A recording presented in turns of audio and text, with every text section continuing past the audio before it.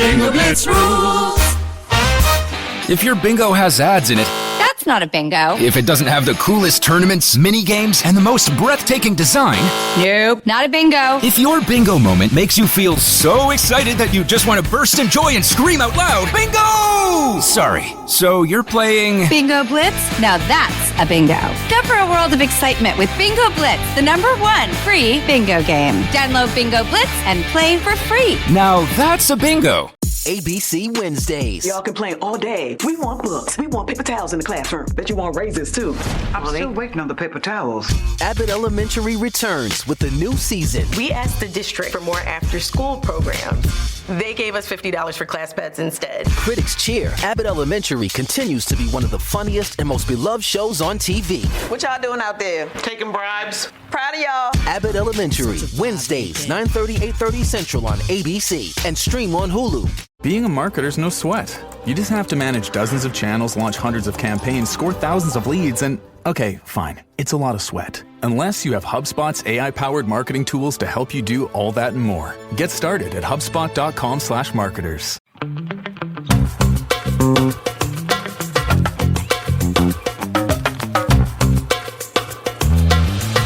Hello, everybody, and welcome back to another episode of Don't Blame Me. Today, we have third-time guest. Oh, yes. Lisa Schwartz. And guess what? What? I didn't pick any sad questions. I was going to ask you.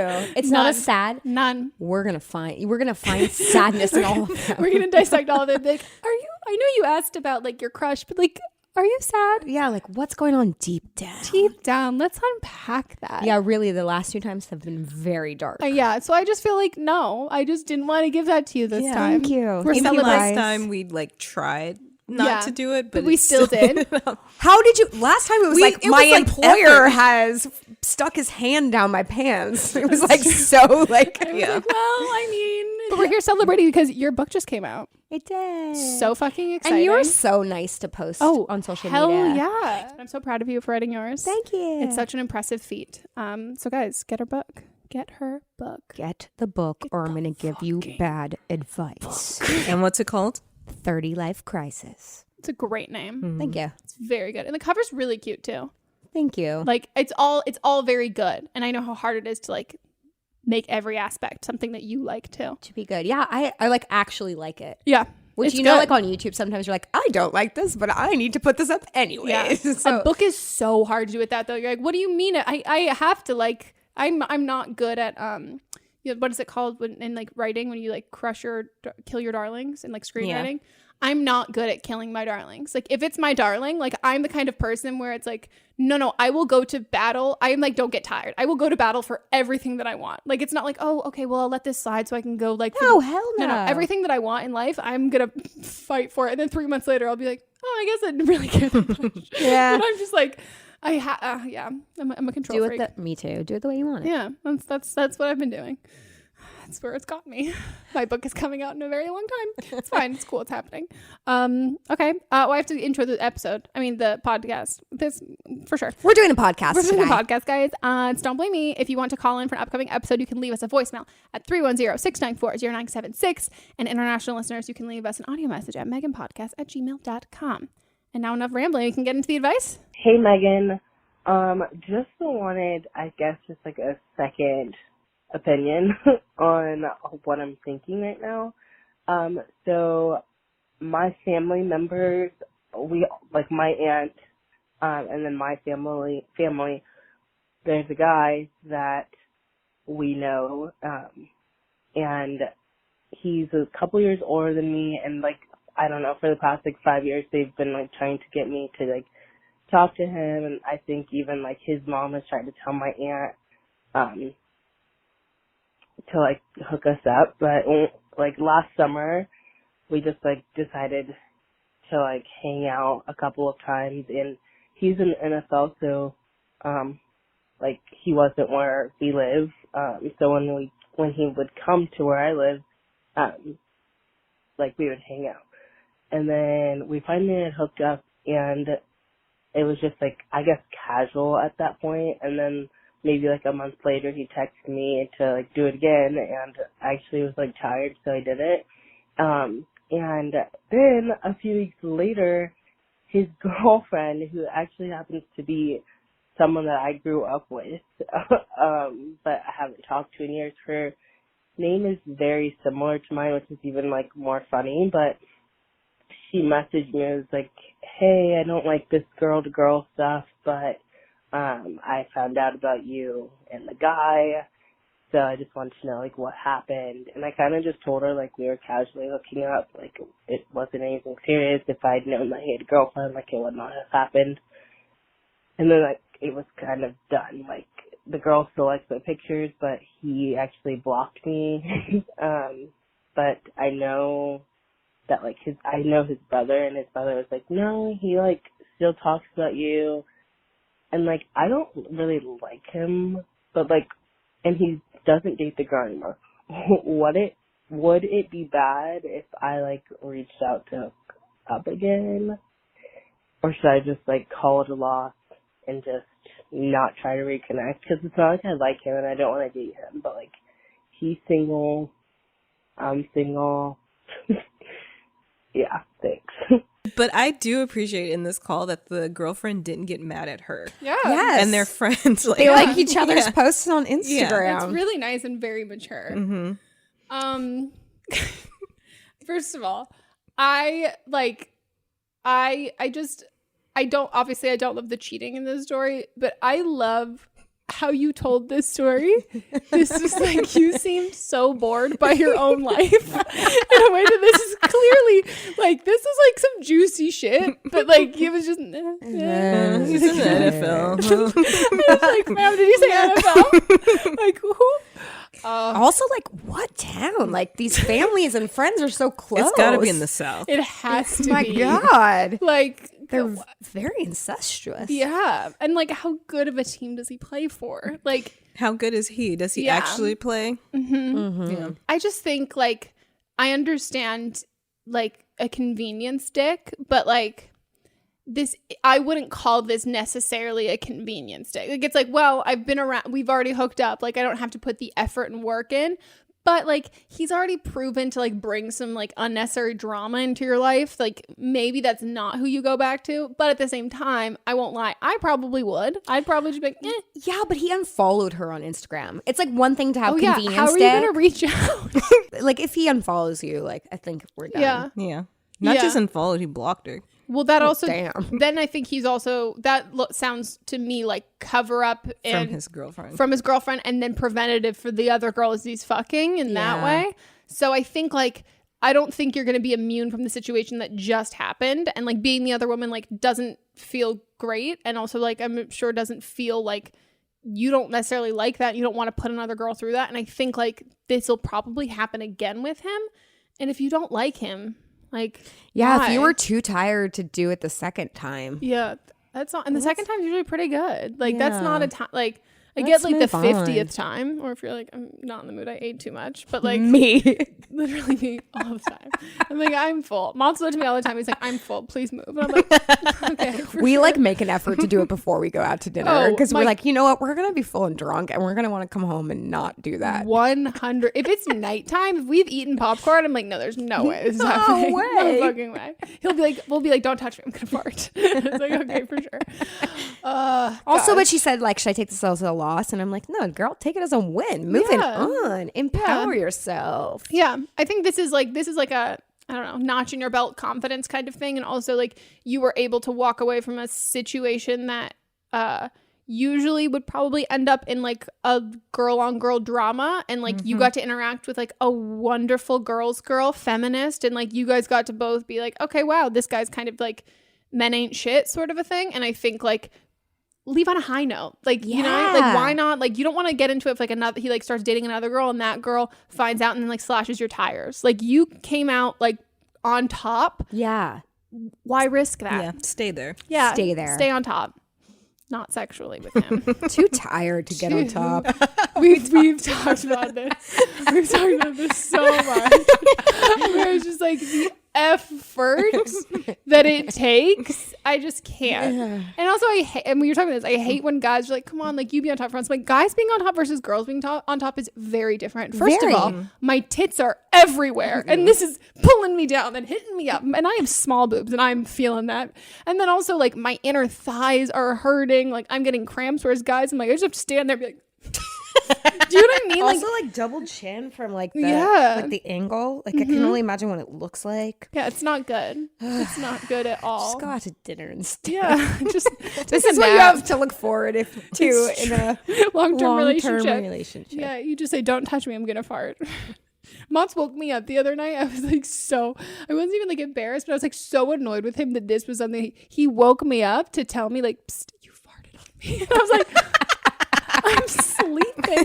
He's like, I know, while you were sleeping, you farted on me. I was like, tell me in the morning. Like, you have to wake me up and you're not mad. You just think it's funny. I was like, do you know how often you fucking fart on me in your sleep? I don't wake you up to be like, you farted. I was so annoyed. I kind of love that. He does it all the time. He goes, remember that time you farted on me while you're sleeping? I was like, no, because I was asleep. So fucking dumb. Oh, that's funny. But I fart when we're awake too. I was like, why is this so funny? Like, I will fart like openly sitting right next to you while we're Still awake. funny though, right? But if I'm asleep, he thinks it's so much funnier. Do you know some people don't fart in front of their significant other? I have IBS. I would die. I would die too. I would fucking die. I would explode. Like I would explode. I don't get how you do that. Or like, but like, and then people like, keep some of the mystery. I'm like, I'm sorry, are you dating men who also aren't farting in front of you? Because even if I like I've never dated a guy who was like, oh, I'm not gonna fart in front of you. I want to save some of that mystery. So I'm like, so I was just supposed to save the mystery. I was gonna have to smell your and listen to your fucking farts. Right. But you weren't gonna like, no, fucking tit for tat, dude. If I'm gonna do this, you let it rip. Yeah. I think that's just so weird. I think it's weird too. It's human nature. It is. Like, I won't fart on like, I don't know, like in like a meeting, but like I'll of course. I'll fart on a plane. Like, I don't give a shit. Everyone, but you know, remind me not to go flying with you. Everyone farts on a plane though. Like, how about at the gym, dude? Someone ripped one the other day, and I think that was rude as fuck. But you can't. At that point, you can't stop. Hip thrusters, and it just came That's out. What I was gonna say. Sometimes it just yeah. Have you ever done like a low like a hip thruster? You can fucking queef. Yeah. Like you can't get. We were talking in my Pilates class this week. Our instructor was like saying, she was like, okay, now really want you to like feel that in your body. You might feel like you have to queef. If you do, it's fine. But that's how you know where you're at. That's where I need your body to feel. And I was like, appreciate for sure. that. And there's like 3 guys in my class being like, I don't know what that means for me. How do I know that I'm gonna feel like I'm gonna queef? And I'm like, you're not. You're not. You won't. You won't feel that. Yeah. You don't have a hole in your body that's just like air and out. Queefing. I love a front fart. Yeah, it's a good time. Should we go on to the next? You guys, I really feel at home here. Thank you. And then I just cut one.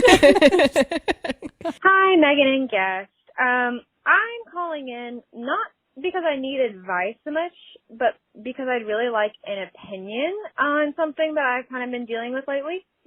It's not a huge deal, but it's something that's kind of been at the back of my mind and bothering me. So I just want to see how other people might feel about it if they were in my situation. I have been dating my fiance for 4 years. We are very happy together. We're set to be married very soon. But my problem isn't with him. It's with one of his coworkers.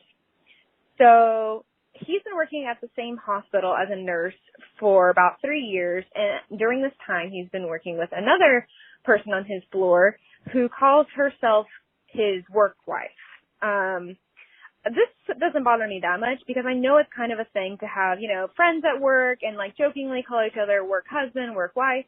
But what does bother me is that she buys him a lot of stuff. Like, she brings him lunch all the time. She will bring him souvenirs from her vacation. But I should mention that none of this has really bothered me that much because she's about 55 and my fiance is 25, the same age as me. So he always jokes, you know, that she's kind of like this older woman who just likes to have fun with him and like make the nights more enjoyable because he works night shift. But what bothers me is that she did not react super well when he told her that he had proposed to me, that we were getting married. Apparently she was kind of like miffy about it and didn't act super supportive. And ever since then, whenever I go up to visit my fiance while he's at work, she'll kind of touch him a lot, like rub his back or flip his name badge around, or I don't know. She just is very flirty with him for a 55-year-old woman, and I think it's weird. So I've mentioned it to my fiance that it kind of bothers me, and that I think if the roles were reversed and there was a 55-year-old guy hitting on me at my job and like acting weird and calling himself my work husband, it would really bother him. So why shouldn't this kind of bother me, even if I know nothing would come of it? So he acts like it's no big deal, but I'm kind of wondering, do other people think this is weird and like he should not really let her act like this around him? I just wanted to get another opinion. Thanks. Love the show. Bye.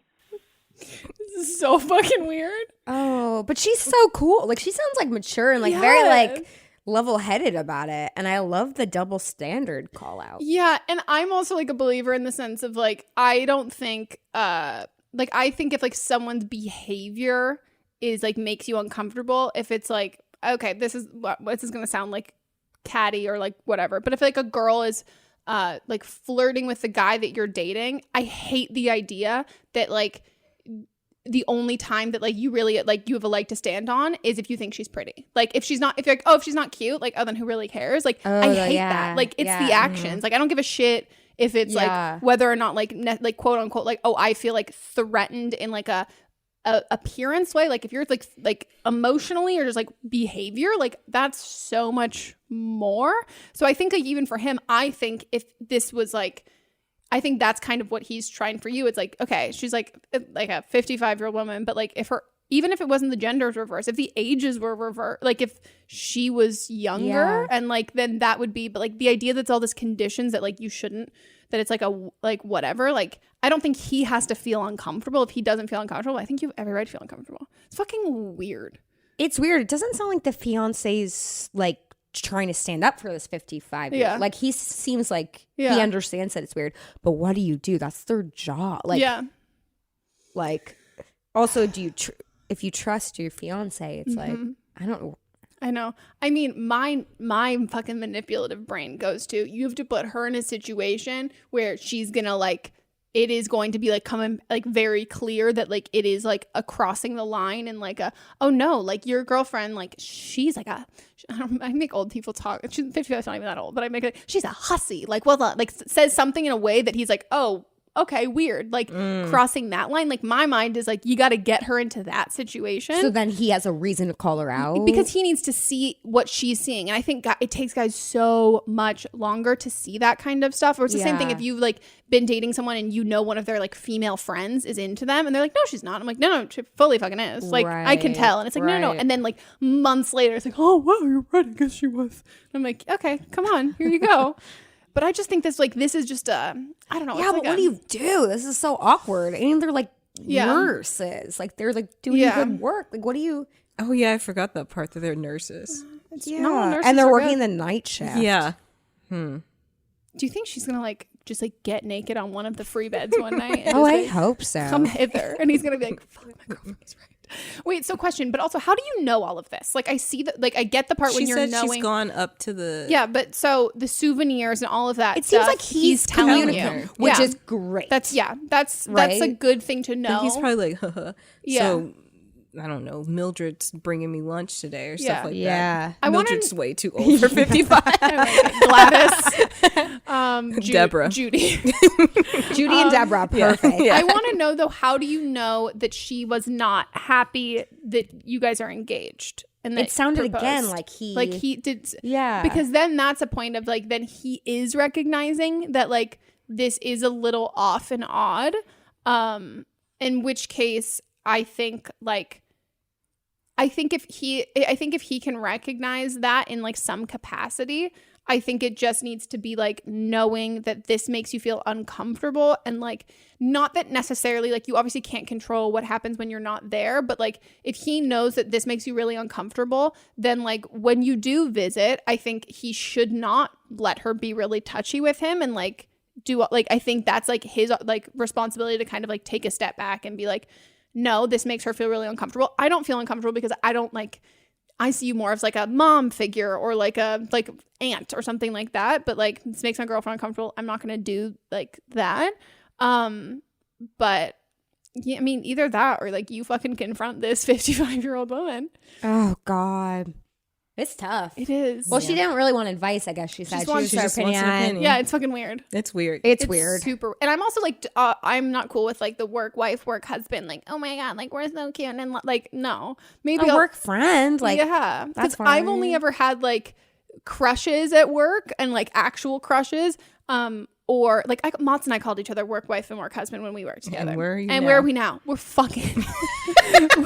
we're fucking. Like, come on. Yeah. And then the same time, like the other time I'd call like a work husband would be like my friend who's gay. Like there isn't. Yep. I just don't really like that mentality. I also think it's a really unhealthy mentality to have at a workplace because it just like makes you. It tricks you into working. Going above and beyond, like especially like, oh, we're a family here and all that stuff. It's like, no, that's manipulative to convince people to like work longer hours and not take vacation because like we're in this together, like High School Musical. So yeah, I mean, as long as the fiance continues to communicate. Yeah. So but don't invite her to the wedding though. Fuck, don't. She probably already hasn't saved the date card. Yeah, she probably does. She's probably gonna wear white. She's gonna wear white to the wedding. Oh my God! Please call back and let us know. Because she's a virgin. It's not even gonna be ivory. She's gonna be like, I'm a clean virgin. Yes. Are you? Judy. Yeah, Judy. Or maybe, do you know like an older gentleman you could set Judy up with? Yeah, at the wedding. Yeah. That's a good call too. Or maybe just confront her. I'm so fucking curious what's gonna happen. I genuinely feel like Judy's gonna get to a breaking point and she's gonna get naked and pull some moves on your man. Yeah. I don't think I think in that moment, I think your man is going to realize like, oh, wow, this is my girlfriend. My fiance was right all along. Judy does want a bone. Yeah, Judy does. That sounds like a book. Like Judy Bloom. It's Judy Bloom book. Judy wants to bone. It's Judy Bloom turns 18 and it's only Judy wants to bone. Set in a hospital. So I love it. Oh my God, please call back and let us know how it goes. Please do. And shout out to your fiance who's a male nurse. I love male nurses. Love so a much. nurse. My godfather was a male nurse, and I thought when I saw my first female nurse when I was a kid, I was like, "What do you mean you're supposed to be all boys?" Oh, I love that. I was. Let us know how it goes. Give us updates, and should we go on to the next? Yes. Hey Megan. I'm 23 years old, and I just need some advice about my current boyfriend. So we have been dating for about a little under 4 years. And he just got back in May from a year-long deployment. And right after he got back, I moved cities to where he lived. And since moving, things have just changed between us. And at first, I just chopped it up to adjustment and getting used to being around each other. Because before he deployed, we were also long distance. So we've been long distance, like basically our whole relationship, and now we're not. And our biggest issue is I feel like he doesn't really want to spend time with me, and we have sex way less than we did before we were in the same city. And I have a very high sex drive, so that just doesn't really work well with me. I brought it up to him, and every time I brought it up to him, he kind of just says I'm being dramatic or extra and kind of just dismisses it. And I want to bring it up again, but I don't really know how to bring it up in a way that will get the point across that I'm somewhat unhappy with the lack of time we're spending together and definitely the lack of sex we are having. So if you could just give me some advice on that, that'd be great. Thanks. Bye. Spaghetti-o. Ay. Ugh. It doesn't sound great. No, it doesn't. He's gaslighting you, which like I am like hesitant to say that to people who are in relationships because it usually you usually hear of the term gaslighting in the sense of like break up with him, be fucking done, like this guy's scum. Good people can gaslight you. It's not an intentional if you look at the definition of gaslighting, it's so much of like redirecting and all of that. It's not necessarily always intentional when people are doing it. It can just be like a defense mechanism, and it also just happens a lot. Like men happen to do it like quite a lot to women. It just has just been like a systematic thing. So that in itself, I think you need to address with him, like calling you being extra or dramatic. Like that doesn't solve how you feel at all. It's just pushing off having that conversation. Yeah, and it's not, that doesn't, if you tell me like I'm being like extra or dramatic or crazy, okay, that doesn't change, that's not what we're talking about. That also doesn't change what I feel. Like that's not like a band-aid or a solution of like, oh no, you're just being like, you're that's just being his dramatic. unwillingness to actually like communicate about this situation. And it's so like, this to me sounds like so textbook. Like I've never been in a long distance relationship, but like this is exactly what I would assume is like the second that you actually move in together, you're not going to have sex nearly as much because like you probably were only spending like, you had like those small periods of time, so you had to get the most out of it because you had an end date of like, okay, well this until then. Right, and it felt like vacation too every time you get together because one of you was technically going on vacation. Exactly. And then the same thing with hanging out. It's like you would be spending this time together because you only have X amount of time. And so it would be super filled up that way.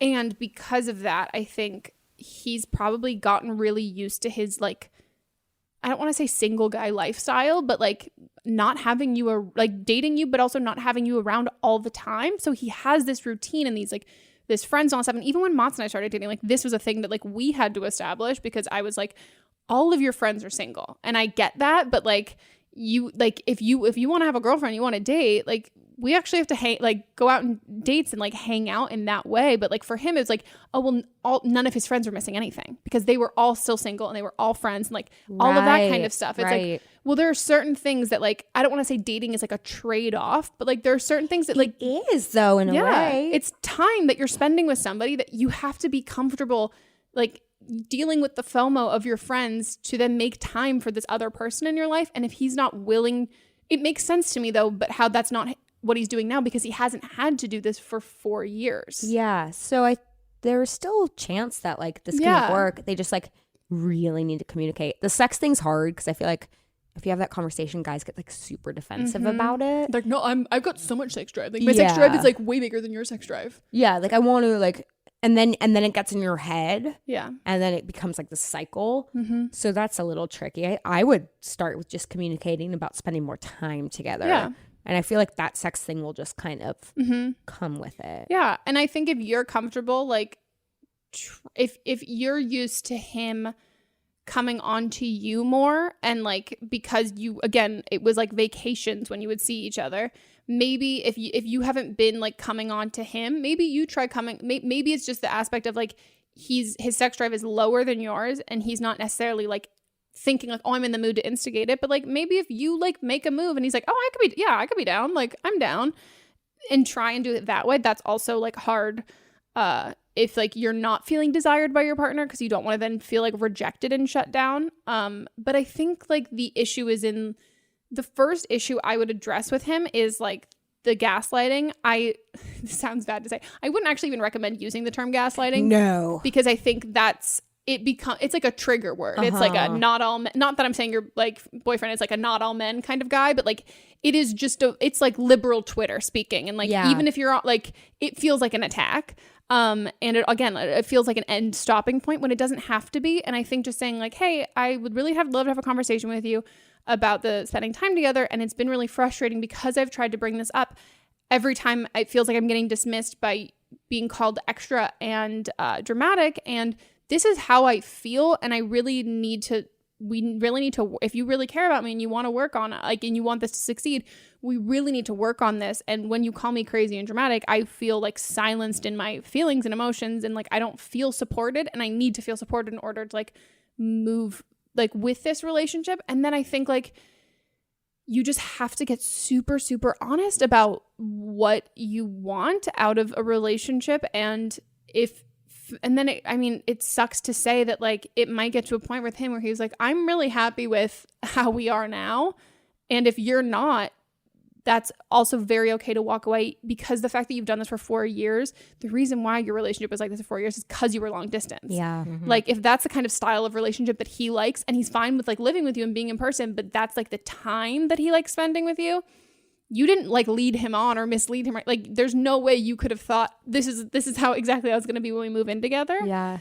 But I think he needs to like want you to be happy and not just be like, well, deal. This is like Yeah, and maybe giving him almost not like an out, but like being like, this is what I want, just like you were saying, presented very not accusatory, just like very like diplomatic. It's a business. Don't you feel like a relationship's like a 100%? It's like a business partnership. So you really do need to like take your ego out of it for a second and be like, this is what I want. Just want to check in now that we've moved in, we've made this decision. If you're not feeling that, just be upfront with me now. Knowing that he might say, this is not what I want, but it's better to do it now and find out than to just keep trying to make it work without really giving him a chance to say what he really actually wants. And I like know people who've been in very like these situations where they've done long distance, then moved to where their partner is, and then been like, oh, this doesn't work this way, then broken up. And sometimes they've stayed in that city, sometimes they've moved. Like it's been, and I've said this before on other podcasts. There's no amount of time you invest in a relationship or anything, like time, energy, finances, like money, like time you've spent moving, money you've spent moving, and all that stuff. None of it is ever so much that like you just have to deal and sit with this. Like at any point, you don't have like, kids, you're still young. Yeah, like you just like if this isn't working, you didn't waste these 4 years. It's not like, oh well, you're put this work in, like better keep doing it. Like if it doesn't work, it doesn't work, and like it'll be totally fine. And sometimes like that sucks, but also at the same time, like you don't want a long distance relationship forever. So if this doesn't work for you and this is what he wants, and you guys just aren't like each other's person. But if he really does want to work at it, and he can get better from this. I also think like I'm always a big proponent of couples therapy. I think it's fantastic, but I think he does kind of sound like a tougher case to do that. But I think if he does have a really hard time like communicating this with you, and like you just realize you're not even on different wavelengths. Like you're just like, have you ever had like when you're talking to someone, you're like, we're not hearing each other. Like we're just not on, like, not that we're not on the same page. Speaking it's like, a different language. Yeah. It's like everything we're saying, like it's going right through each other. And that's like a thing. If you guys are at that point and you're kind of at a standstill, but you both really want to work on the relationship, I would suggest going to therapy, because it does take, like you said, it like in the same way of like a business transaction, it takes your egos out of it, and there's like an unbiased person there who's kind of able to like interpret what each of you are saying in a way, which can make it a little less like hostile if he's like, you know. I think it's just seeing if he's like interested in really like diving in and figuring this out. And if he wants to work on it, then he's into you. But if someone doesn't want to work on your relationship, and it's like, then at that point it's like, well, fucking shit. Yeah, you sound cool. I'm not worried about you. No, I'm not worried at all. But wow, congrats on you. And also masturbate more too. It's always the big advice. Always. Make plans with your friends. Yeah, use like a really loud vibrator next to him while he sleeps. You're like, could have been you. Yeah. Could have been you. This could have been your dick. But it's not now. Okay, guys, it's time for a quick break, and we'll be right back.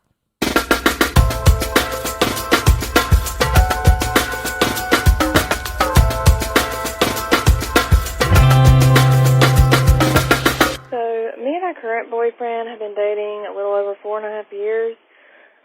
We both still live at home with our parents for financial reasons. In the last little while, one of his ex-girlfriends, who he dated around 8 years ago, has started to visit and hang out and hook up with his brother. I'm wondering if I'm being over dramatic about this situation. I get extremely pissed about it, but I try to remain classy. Otherwise, I feel like she's just going to be spiteful towards us. He understands why I'm pissed, but also feels like she's not there to see him, so it shouldn't matter. He assured me that he doesn't want anything to do with her, but I feel disrespected that him and his family enables her to come there. He does have a past dating several girls and obviously having sex with them. And I lost my virginity to him, so it just makes me uncomfortable. Just wanting to know what your thoughts and opinions are. Thanks. Your accent? I know, I love it. I was really afraid I was going to be like, well, here's what I think. Yeah. Oh, you're so sweet. I'll be a classy girl. How long have they been together? 4.5 years. He dated the other girl 8 years ago. So how old are you guys, or were they like 12? But I think she said that he's had a past sleeping with other girls. So I'm assuming this is a girl that he slept with. I mean, I think like I think that we all are allowed, like sans like racist misogyny, homophobia. I think we're allowed to feel whatever we feel. And there doesn't always have to be like, it doesn't have to be like quote unquote right and like justified again, like quote unquote, but like you're like, there are certain times where like you can get pissed about shit or you're like, I don't like that, but you're like, man, I mean, I like have no leg to stand on, but like whatever, I still don't like it. And like you can feel that and just kind of be like, ugh, like, well, there's not really much to do about it. And it's just not necessarily squashing those feelings, but like talking to like that negative part of your brain of being like, okay, for sure, I don't like her because of this and this and this, but okay, I don't like her because she's slept with my boyfriend before and I don't like this, but okay, here's the evidence that I have that she's not sleeping with him now. A, she's sleeping with his brother, and if she's sleeping with his brother, he's probably also not that cool with it, and like that feels probably a little bit worse and gross to him. And so I think that's a good point. Thinks probably less of her than you do. And then on top of that, like, okay, and she's sleeping with his brother and he says that he just doesn't have feelings for her anymore. And we've been together for 4 years. And like, okay, cool. This makes sense why she's not my favorite person and I feel like weird around her. But I have all of this evidence and proof that like that reason why I don't like her, which I don't want, like, it's like that insecure part of you that's it's okay. Like you have all this other proof around you to be like, okay, well, that voice needs to silence for now because like that's wrong. Like it's not, she's not coming for him or anything like that. But you're still allowed to like, you don't have to like be friends with her. No, but it also sounds like she's not going to be around for long. No. This is just like, yeah, I think you're right to try to just stay classy and just trust that like, that girl's kind of sad, really. And also, can you imagine like that sweet Southern family? Do you think that mom likes the fact that this girl has hooked up with her, both of her sons? I promise they're talking shit about her. Yeah, she's gonna be out soon. She sounds like a mess. Just like be the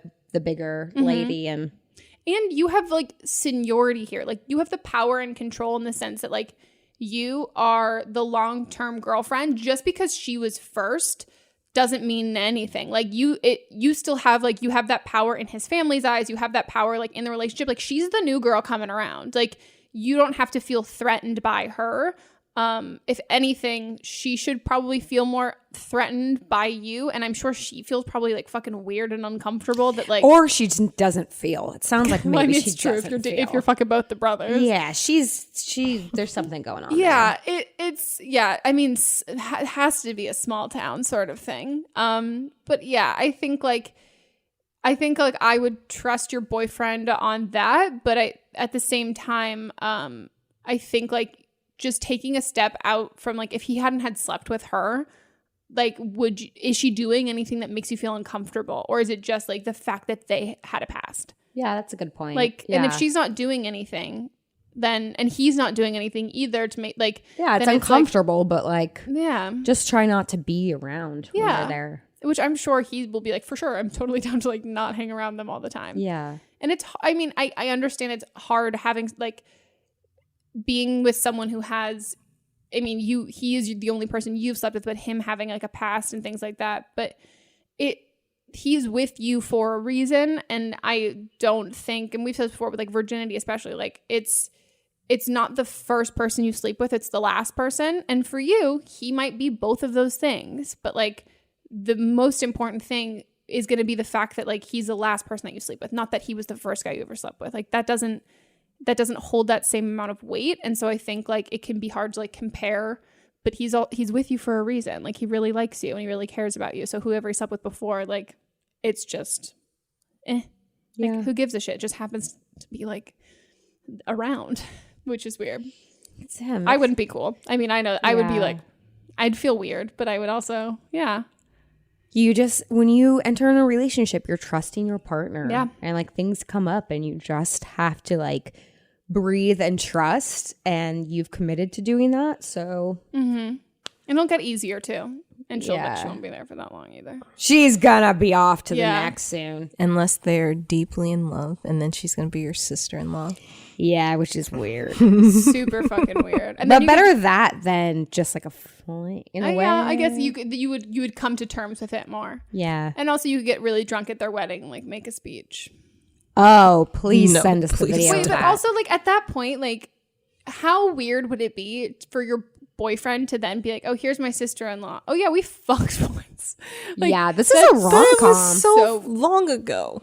Yeah, that's so true. I don't know. They were probably like teenagers and they're adults now. I'm just thinking about it in terms with Mott's brother, and I'm like, oh, that's weird. Do you know what I mean? Yeah, but it like would if have I to had be slept with his brother and then like that'd be so There's like weird. so many people in this world. Like, do you have to double dip in the same family? That's true. Like, you're not in high school anymore. That's the thing. I'm like, I might be in a small town. That's true.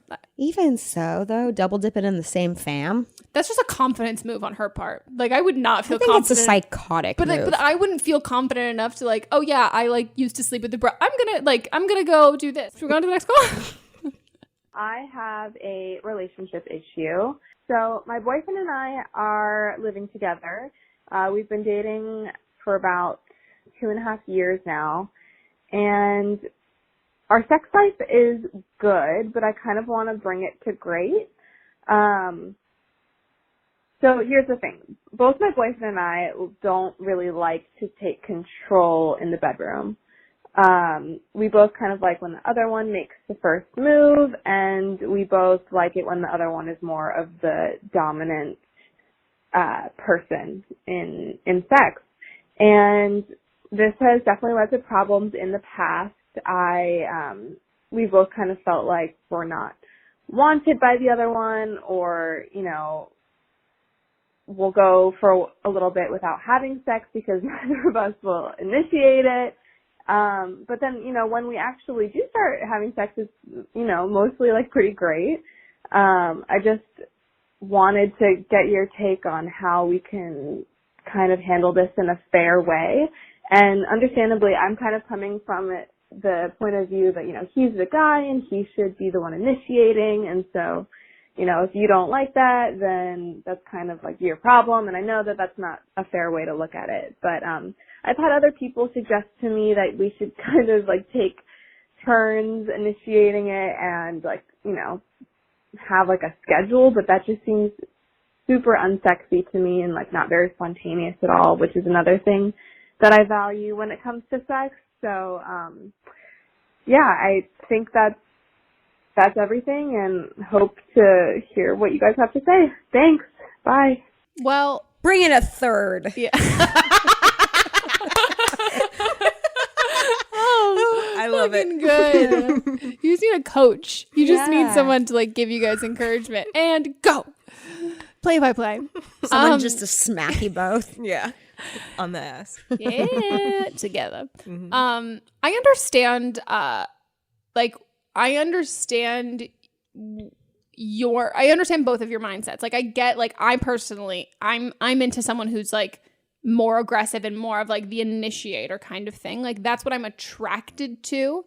But my instinct is also like I've predominantly like been with people who like that's like they're like they like to be the person who initiates all of the time. But like when you get to be in a long-term relationship, it's so different. It changes so fucking different because you're spending so much more time together, and it's something that like you're so much more comfortable around each other. It's not that you're just like going out on dates and being like, oh, it's a Friday night, we're gonna have a sleepover and like we're definitely gonna hook up. It's like, oh no, we live together. Like, did you just eat a big meal? Like, are you like, it becomes a little bit more about logistics. And I think like, I don't think there's anything not sexy about scheduling, but I think there's a way, if there's a way for you to figure out what it is that you find, like the most like sexy and a turn on, and not what you think is a guy's job.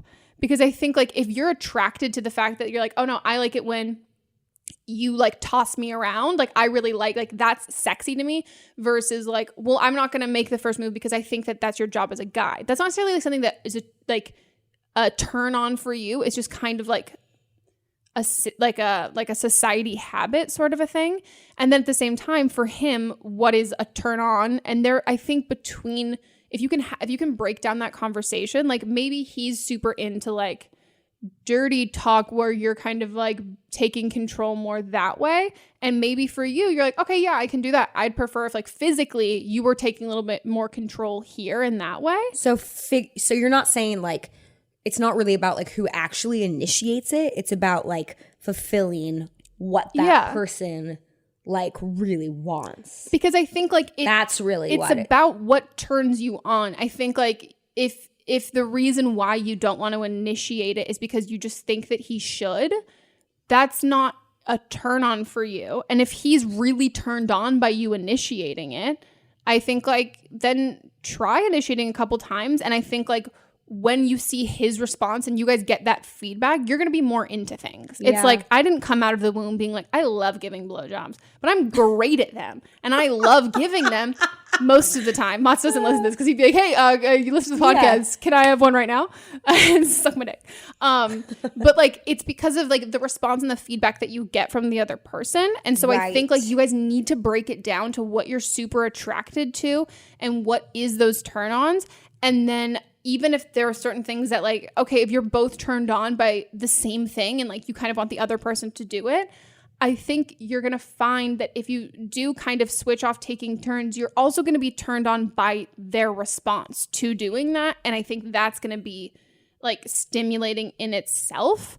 But I mean, someone's got to start initiating it. Otherwise, like all of that's null because you're not going to have sex. Yeah, and I do think it's important to note, like you're saying, like it is difficult, generally speaking, when you're in a long term relationship. So you're not alone there. Mm-hmm. I think it's like very easy to be like, oh, something's wrong with us. But if you speak to any of your friends that are in these relationships, for the most part, it's definitely becomes less active than it was at the beginning. Oh my God. My friends, when they just start dating people, I get so self-conscious about our sex life because I'm like, oh my God, you guys are fucking like 6 times a day. And I'm like, babe, we have to fuck more. And he was like, no. Oh, you smudge mascara.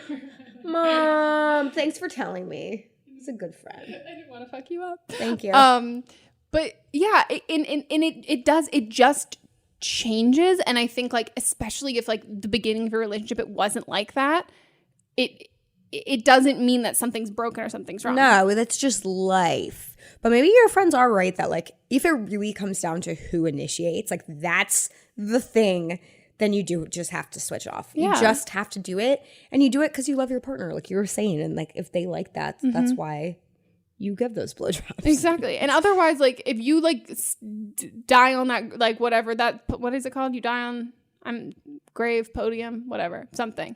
What the fuck are you talking about? But like when you're like going to battle for something and you're like, I will not move like on this hill. Yeah. If you die on this hill, then you're not having sex. Like, yeah. If that's like you're both crossing your arms and like, you do it. Yeah. No, then it's like, then fine. We're never going to have sex. Yeah. But I do actually think scheduling, like sometimes like, especially if you and your partner like work a lot or like, you kind of like, you got to schedule, man. No, there are certain times where like Mats will be so tired and I'm like, can we have sex? He's like, can we have sex tomorrow? And I was like, pinky promise. He's like, for sure. And like, it'll be something like that. And I think also like, if you can have it like, even if it could be like scheduling in a sexy way, like send him a sext while he's at work and be like, I want you so bad. Like, I can't wait to like fuck you tonight or something like that. Then that's exciting. It isn't like a going from watching a movie to you're be like initiating that way. Yeah. Oh my God. I think that's a good call because and then by the time that he gets home or you get home or whatever, you're already in that mindset. You're thinking about it and it's not like, oh, how do I change this like conversation of climate change and us watching the news to like getting down and dirty. Yeah. Like it's already on the forefront. Yeah. And you know what? Guys do initiate a lot. But they also want to know that, especially when they're in a long-term relationship, they want a reminder that they're sexy too. So like you do gotta like, you do have to initiate. And I would rather not initiate, but there are certain times where I will subtly initiate with Mons. He was like, no, I'm gonna need you to like fully come onto here. And I was like, God damn it. And like because it's like he's like, no, it's like this is something that I also want you to do. Like, and it's something where it's like, okay, fine, I'll do it. And it might not necessarily be like the most comfortable state for you, but it's, again, I don't think it needs to be like each and every time you switch off. But I think also once you get into the habit of having sex more, it's going to be a lot easier to just like. Because now you're overthinking it and now it's like becoming a chore and then it becomes. Like, you're both in your fucking heads and it's just, yeah.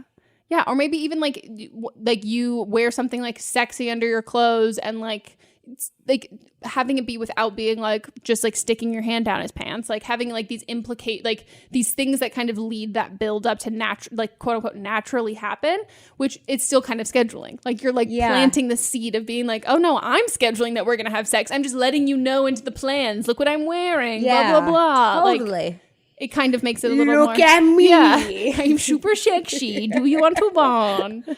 And you can also make a funny joke out of it too. You just be like, hey, you want to like text him while you're sitting next to him? Like, would you like to have sex right now? That's initiate. Yeah. I am initiating. Yeah, I think that'll be a good call. But you guys, you'll be fine. It'll be great. It's just gonna be a learning curve, and it's a fun learning curve. Like you just get to fuck and be like, let's figure this out.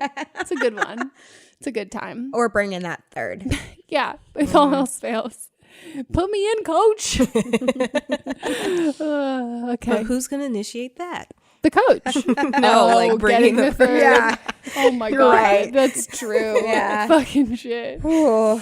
Yeah, that's a struggle. Okay, guys, now it's time for Don't Blame Them. And this is where you guys, listeners, call in with your own advice from previous episodes. This is actually from the last episode where Lisa was on. Oh my God. And you talked about it earlier in the episode from it's advice about someone that was being harassed at work. Oh, okay. Yeah.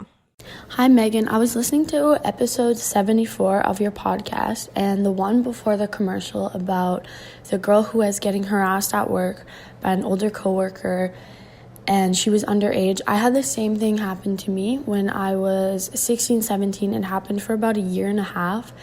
And at first, I kept quiet about it and I kept telling myself it would just go away if I told them to stop, and it didn't. And I didn't know what to do, so eventually I confided in my one of my supervisors that I was really good friends with. She was way older than me, but she cared about me, and I knew that she'd be the right person to tell. So I told her when we both had a day off, and she said, let's do something about it. So we first went to the assistant manager, and the same kind of deal with the girl. My boss, my assistant manager, didn't really care. She said she would do something about it, and she just kind of talked about it, but nothing really happened. And I knew in that moment that I needed to go farther. And so because the person I confided in was my supervisor, she had contacts with the owner. And so I told her I felt like my assistant manager didn't take me seriously. And so I decided to go to the owner, and we had a conversation with the owner, and my supervisor sat with me through the whole conversation as well, because I didn't want to do it alone. But it's the kind of thing you don't want to do with your parents, because it's awkward. And so I decided to do it with an adult I trusted who also knew the situation firsthand.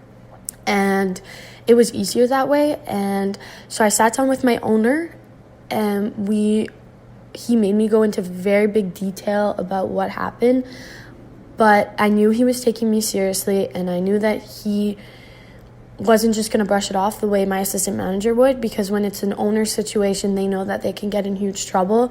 Assistant managers and bosses, they can act and do whatever they think is right, but an owner will really take action. So I went to the owner, and it worked at first, and then the managers kept just kind of letting it slide and letting us work together and whatever. And so I would just keep going to the owner, and the owner finally said, this is enough. We can't let this happen. And yeah, so I hope that might help her a little bit, because I know how incredibly hard it is to talk about and how difficult it is to be in that situation, especially when it's your job, because most people need jobs. But if it never gets dealt with properly, I would quit and get a new job, because it's not something that you should have to go through every day.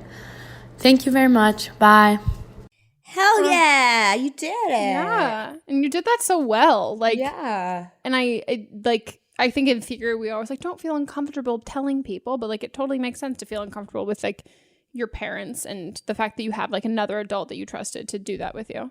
Yeah, and you persisted. You just kept going, and you had good instincts about what the person listening, if they were taking you seriously or not. And I'm so sorry that you had to go through that, but you sound pretty badass, and I'm proud of you. Hell yeah. There is incredibly amazing thing to be like a young person who can like register that their superior is not doing something else and then being like, I'm gonna go above you. And it's like that's an amazing power move that like everyone should do, but like having that confidence to do that, and especially when it comes to something that like feels really gross and terrible, like they think that's like amazing. And kudos to the owner of where you work for being like great about that. But I mean, this also just makes me be like, I need to like own all of the businesses. If someone came to me because someone's actually harassing me and she's like, yeah, he made me go into detail, I was like, I don't even know. I think I would get in trouble legally for not like hearing the other side.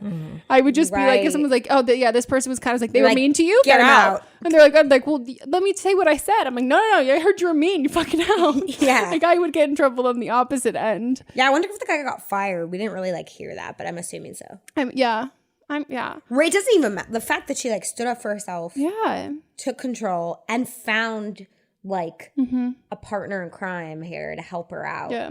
And also it's like I am so also impressed that like I think there's something so fucking dangerous about women who, I mean, I say it's like I think there's something really dangerous about like misogynistic women. Like that is the scariest breed of human to me. I agree. Like women who are literally anti-rights for women.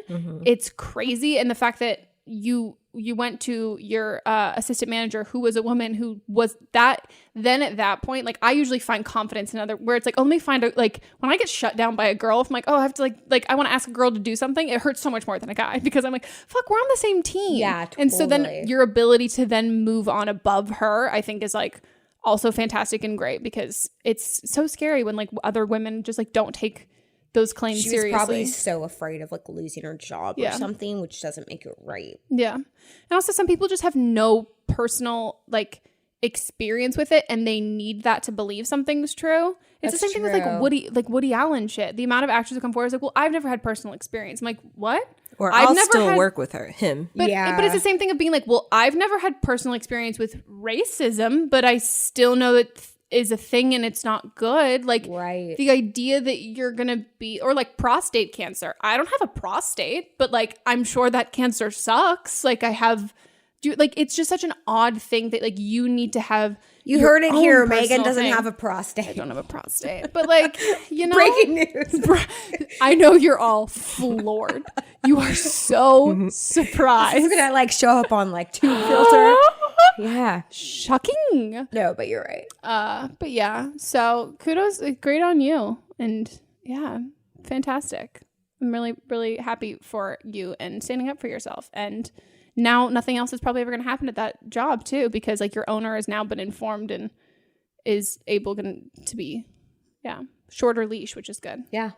Okay. Well, guys, that's it. Lisa, thank you for being on again. Oh my, what an honor. I feel like this was therapeutic through and through. Truly how I feel all the time. Yeah. I keep saying like, we'll just have you back. I'm like, well, we just do keep having you back. So like it's not goodbye.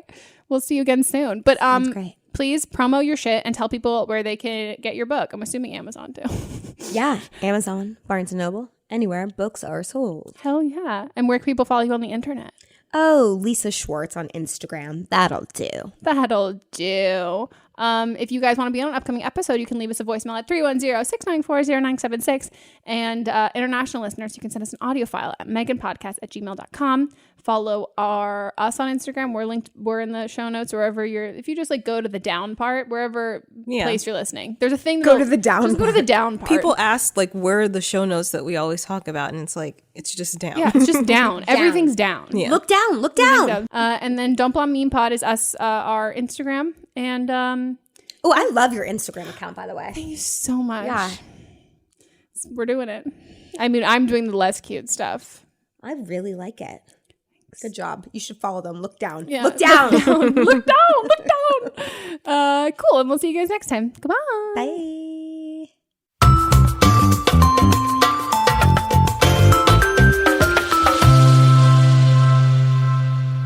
Don't Blame Me is a production by me. Executive produced by Melissa DeMonts. Camera operator Amanda Lechner. And music by Ryan Hunter and Giacomo Picasso. Part of the HerPod Network.